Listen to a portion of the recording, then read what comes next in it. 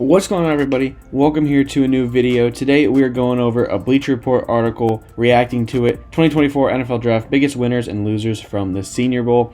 Now I'm a little late on my Senior Bowl video, but this is my one video for this week. Got a big video planned for next week, so stay tuned for that. If you're interested, it's going to be a mock draft, but it's going to be a big one. We'll get into this here by the BR Scouting Department. See Quinyon Mitchell, I'm sure we'll get to talk about. I'm not going to read this whole thing. If you want to, I can link this in the description, the article, if you want to read the full thing. We'll kind of go over, look at the headlines, talk about a few things. First winner is the offensive line class. NFL teams in need of front five upgrades. I 100% agree. The offensive line class looked really, really good in one-on-ones. They have Jackson Powers-Johnson here as the picture, who had an incredible week, right? I think he solidified himself as a first-round player. But another guy, Talis Fuaga, had a really, really good week, dominating the 1v1s. And then some sleeper guys, one of them that comes to mind, Dominic Pooney out of Kansas, interior offensive lineman.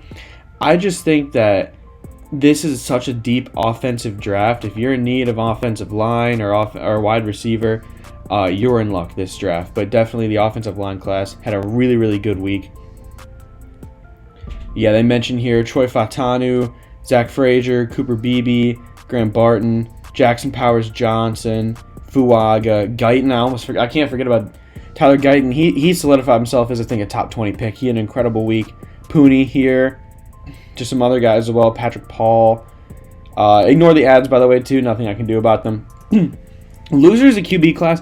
I 100% agree with this one. Michael Penix Jr. did not have a good week at all, and then he opted out of the game, which is a little weird because if you didn't have a good week, you could have used the game to, bring that stock back up a little bit, but didn't do that. So, it's a little odd to me. But Penix didn't look good. Bo Nix didn't look good. I'm not a huge Bo Nix guy to begin with, but he didn't look great. The only guys who really played good, I think, or could have upped their stock, Spencer Rattler had a decent week. Yeah, they mentioned here Penix and Nix were a little disappointing. I don't know if they're going to mention anything about Spencer Rattler. They mentioned here Rattler and Milton have talent, but is inconsistent. Hartman and Michael Pratt didn't really stand out. They do mention here Carter Bradley had a pretty good Senior Bowl. I kind of like Carter Bradley as a sleeper, 5th, 6th round pick quarterback, someone who could develop into a long-term backup. I'm thinking like a Chase Daniel type. That is a good NFL career if you end up like that, just a long-term backup. I really like Carter Bradley. Watch out for him come draft time. But yeah, this quarterback class really didn't help themselves in either the East-West Shrine Bowl or the Senior Bowl. It's really that top three, and then after that, man, you're bugging a little bit. We have to see about J.J. McCarthy, though. He's kind of a wild card. Scrolling a little bit more, winner Quinyon Mitchell. Yes, 100%. Mitchell, I think, solidified himself as maybe the first corner off the board. For sure a top 20 pick now. People were a little down on him because he's from Toledo, right? Can you really guard these top guys? And especially Toledo runs a lot of off-man and zone, so when he's in these one-on-ones on press coverage, can he guard them? And he really stood up to the challenge and did that and looked incredible. Voted as the best cornerback by the wide receivers at the Senior Bowl, so they found it tough to get past him. The only time he really got beat was when Roman Wilson called him out, and Wilson hit a nasty route, and Mitchell didn't even really get beat. He kind of just tripped, which happens. Yeah, Mitchell had an incredible week. He's going to have a crazy combine and could rise up boards a lot. Scrolling down a little bit here, Kalen King looked lost. A definite loser. He was projected first round at the beginning of the college football season, and now he is very close to being 4th, 5th round. He's fallen down that tier a lot. Kalen King can't stick in man, just didn't have a good week, and I'm not sure he has a future in the NFL, at least as a top guy. Maybe as a good depth piece, but I don't think as a starter. Yeah, biggest drop seen from any prospect. Struggled with bigger and more physical targets. Of course, they mentioned Marv, but everyone's going to struggle with Marv. Going down here, winner is Braden Fisk in interior D-line strength. Braden Fisk did have a really, really good week. I think he has bumped himself up into day 2, solidified day 2 conversations. But there were some other guys that I'm sure are going to mention. Yeah, Tavondre Sweat had a really, really good week. Unfortunately, the other Texas guy, Byron Murphy, didn't end up doing anything at the Senior Bowl. He didn't compete. But he was someone who I was really looking forward to, who could have boosted himself into solidified first round. But T'Vondre Sweat had a really, really good week, and Fisk as well. They mentioned here Eboigbe.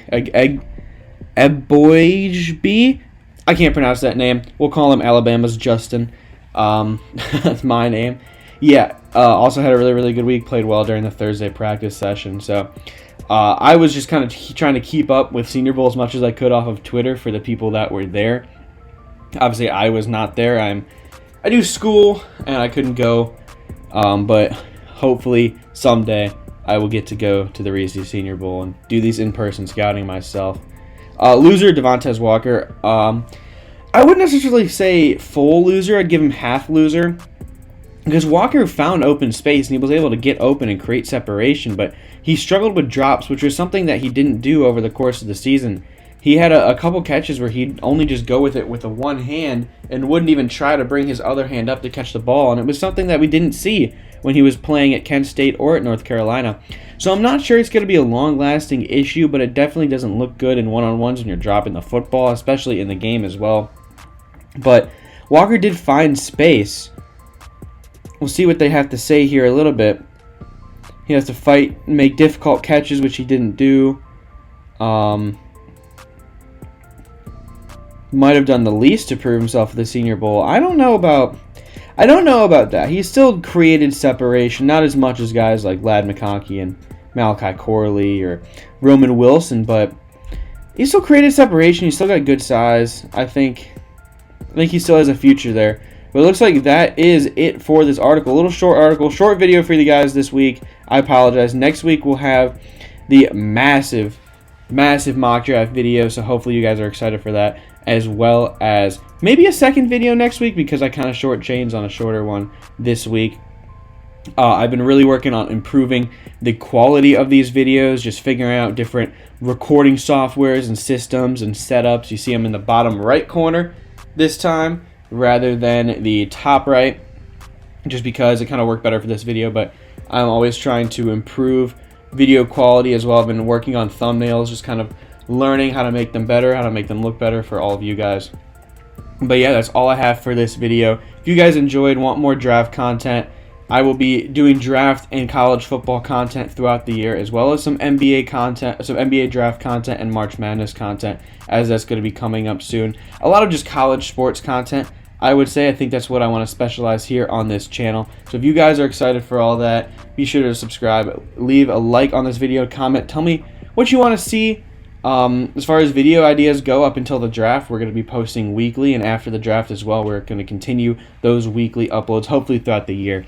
So subscribe, turn on those notifications so you don't miss a single one, and I will see you all in the next video.